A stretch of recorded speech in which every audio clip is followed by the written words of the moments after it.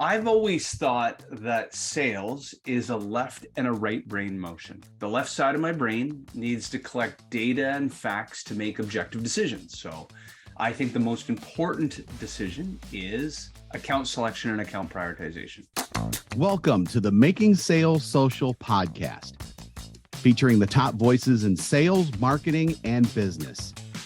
Join Bryn Tillman and me, Bob Woods, as we each bring you the best tips and strategies our guests are teaching their clients, so you can leverage them for your own virtual and social selling.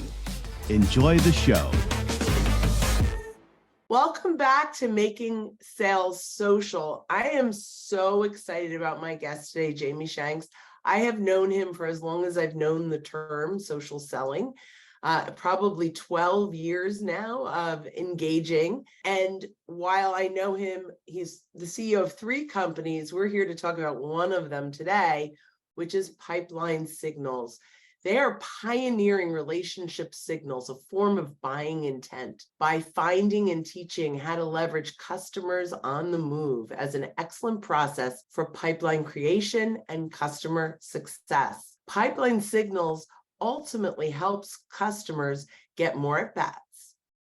They're a done it for you and with you service, and their customers measure success by helping turn leads into SQLs, which is what we all want, sales qualified leads. Jamie, welcome to the show. Thank you so much for having me. I am thrilled. I mean, you are definitely one of the pioneers of social selling generally, and this Pipeline Signals is really about leveraging data and triggers in social to help salespeople sell better. Is that right? Absolutely. Yeah.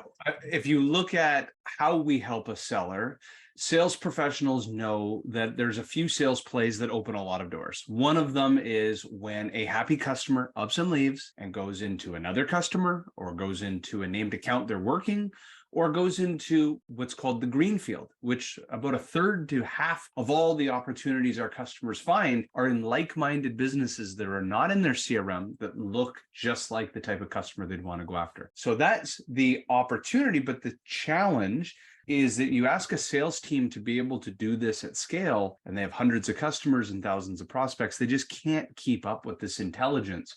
So we capture that intelligence, we route it into their CRM or deliver it in the way that they want, whether it's in their sales engagement platform or if they want it in a CSV file. And then we ensure we enable them to understand, what is a signal? Why should you care? What do you do when you get a signal?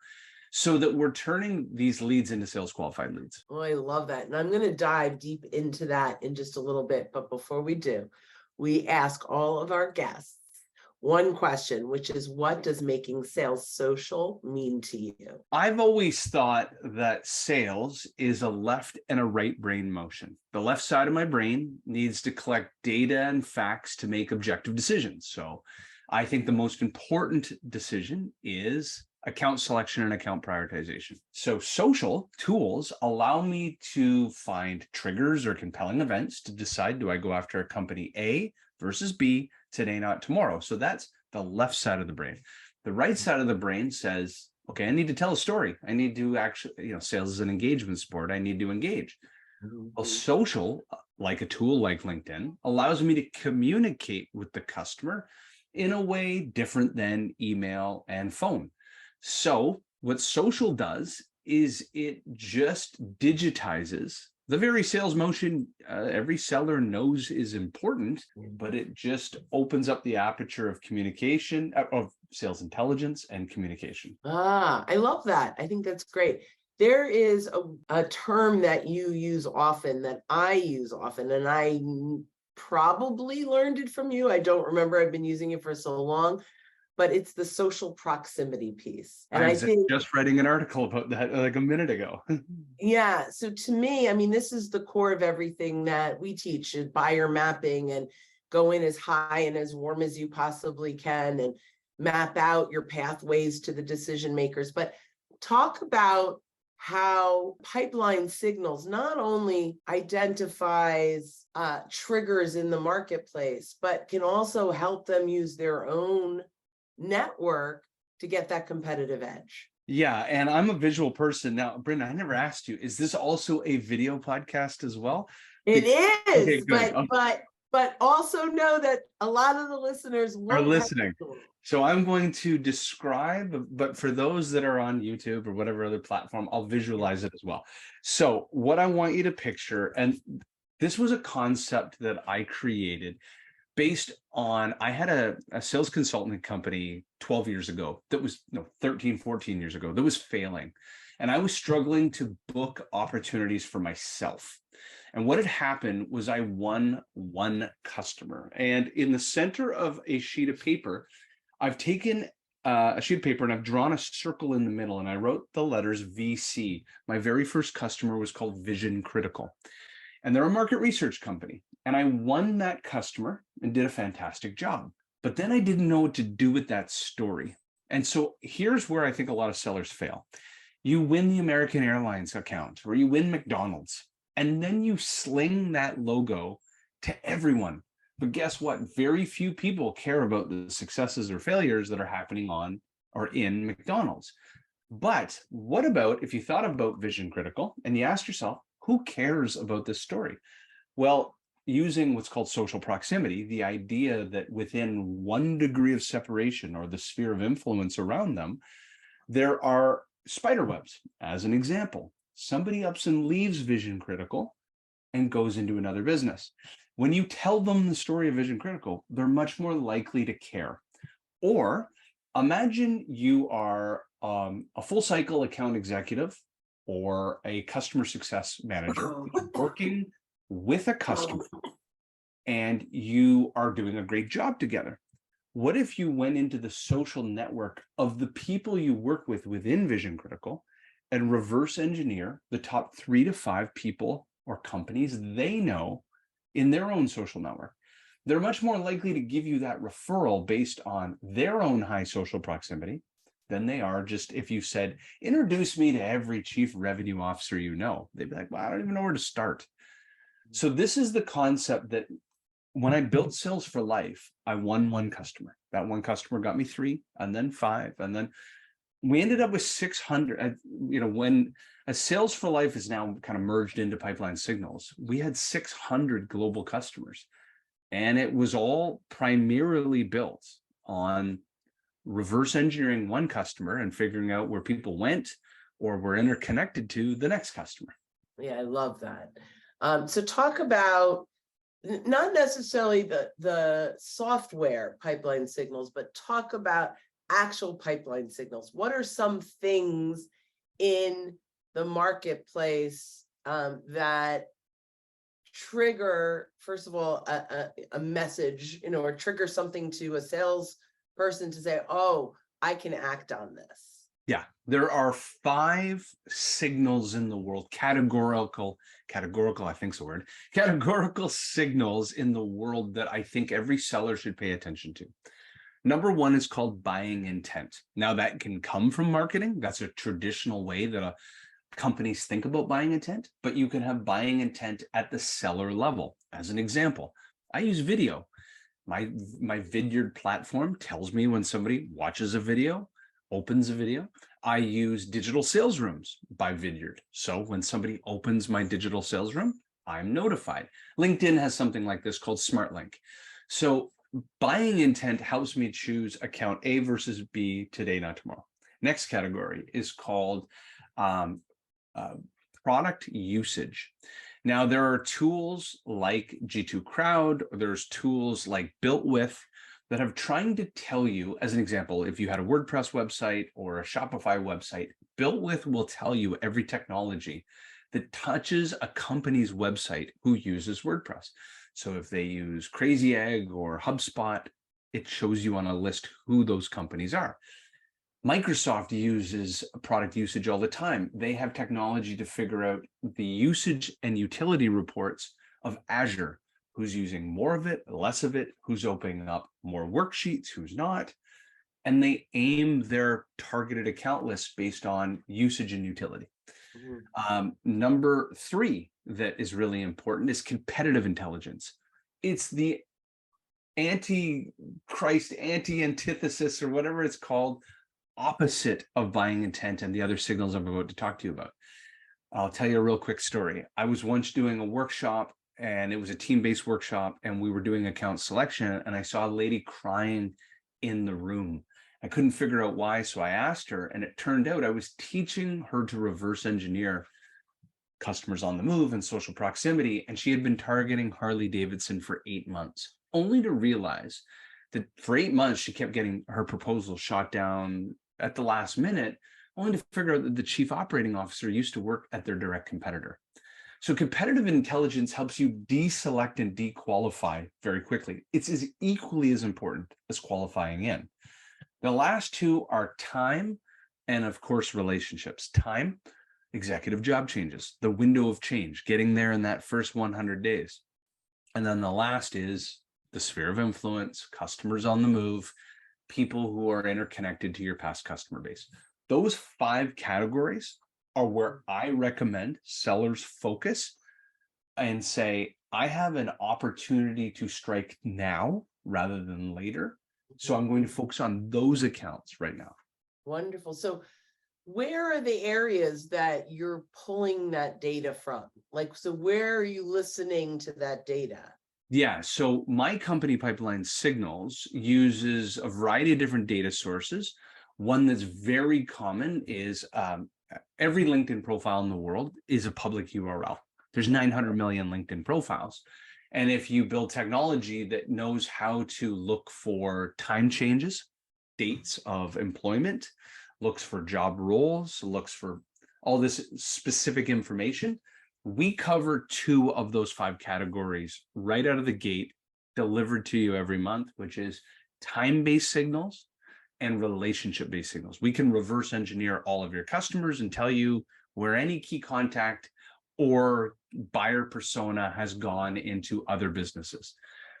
For some of those other types, buying intent at the marketing level, very popular, is the 6 Sense and the Bomboras and the demand bases of the world. But at our seller level, I use Vidyard for both. I use Vidyard for video to give me buying intent. I use Vidyard for digital sales rooms to tell me who's opening up my digital sales rooms. Those are some of the tools you could use. Excellent. So part of your program is not just here are the signals, but here's what to do with those signals. We're a full education, we're enablement as a service. So we have 2 existing programs with 2 more coming online in the next month. 2 are revolved around inbound social selling mastery. So think of yourself as a lighthouse, not a tugboat, and you're drawing, or like a magnet, drawing people towards you.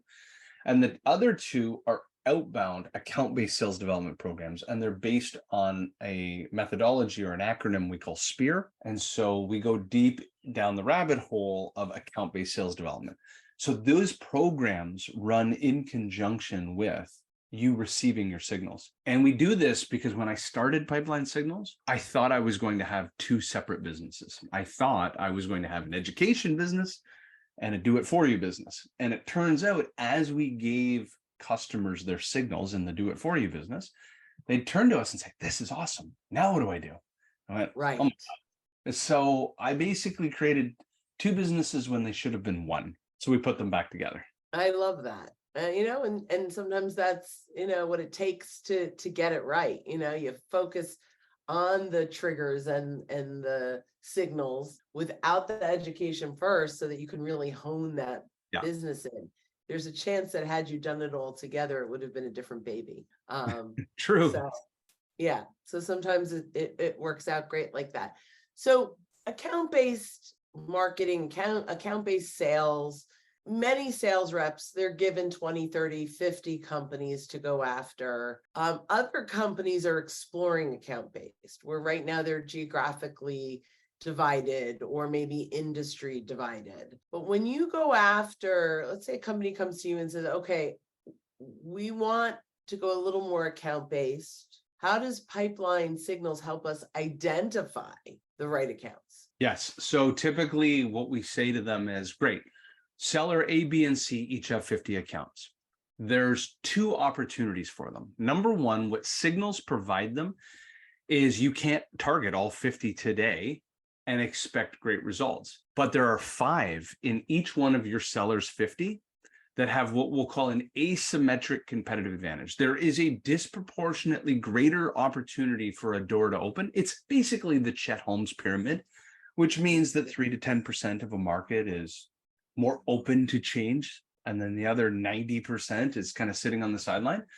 So what do? We use our signals to say, if I had 50 accounts, of those 50 accounts, where are there executives that just took new roles that are going to force change in the business anyways? Number 2, more importantly, are there any of our past customers in any of those accounts that could be the super champions? So it's truly an account segmentation program. Then we also challenge our customers to say 50. Could it be 52? Like, do you really need 50? So the reason that's important is what we'll call the green field.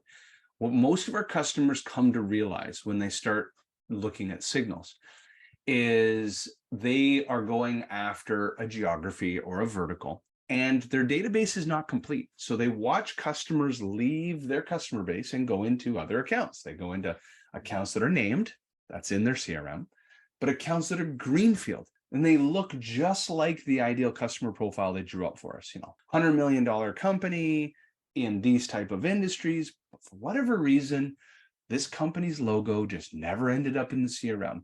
And we say to them, would you like to know that there's, key stakeholders in some of these accounts? And many times those are the deals that open up, and they're not overly targeted. They're an adjacency to a sub vertical that they never thought of. And they have a champion in those accounts. Oh, I love that. Yeah.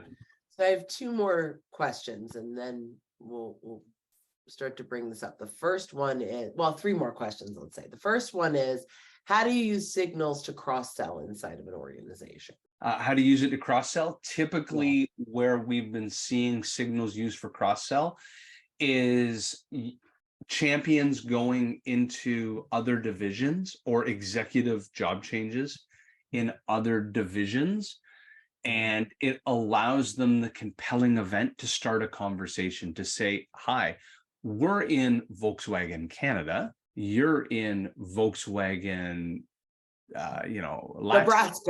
Nebraska. Here's the reason I'm reaching out. Congratulations on your new role. I imagine you're going to be invoking change. What are your top 3 priorities? But by the way, we're already there. If these are one of your top 3 priorities, well, here's what we did at Volkswagen Canada. Right. So that's typically where it's used. Yeah, I love that. And you just simply say, hey, if you'd like me to tell you a little bit about what we did up there, hit the ground running with already proven. With all that snow up there. Yeah. Yeah, right.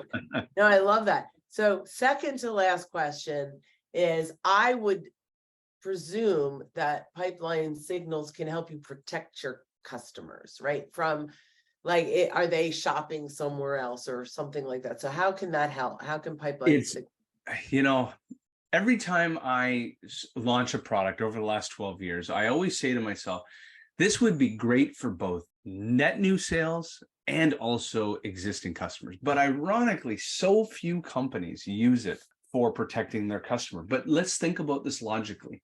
So I'm holding a Yeti water bottle right now.